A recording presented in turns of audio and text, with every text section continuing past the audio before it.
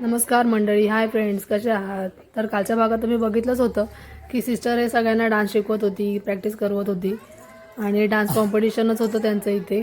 तर इथे तिने एक ट्रेन बनवली होती. तर सिस्टर जशी जशी करत होती तसे ते मुलंसुद्धा करत होते.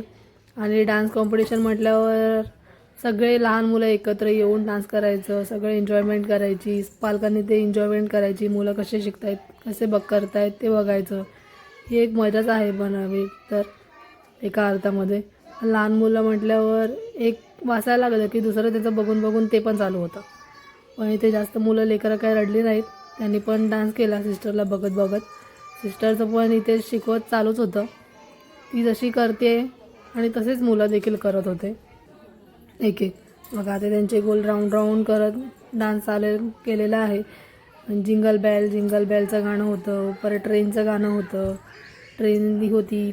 अशा प्रकारे वेगवेगळे त्यांनी डान्स, हे वेगवेगळे सॉंग्स त्यांनी इथे सादर करून आणि एवढे मुलं मस्ती करत होते ना, बापरे. मग नंतर सगळ्यांना मग सिस्टरनी गिफ्ट दिले. आणि इथे तुम्ही बघू शकतात की जिंगल बेल्स आलेला आहे, म्हणजे सॅन्टाक्लॉज इथे सगळ्यांना गिफ्ट देण्यासाठी. आम्ही जेव्हा लहान होतो त्या टायमाला आम्ही सगळ्यांनी जिंगल बेल असंच म्हणायचो.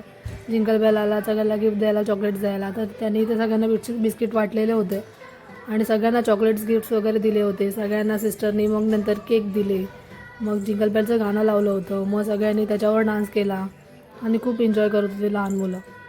तर बघायला गेलं तर हा एक दिवस होता त्यांच्यासाठी एक क्षणाचा, कारण की यानंतर 10 दिवसाच्या त्यांना सुट्ट्या पडतात. मग स्कूलनंतर घरीच बसा असं असतं त्यांचं.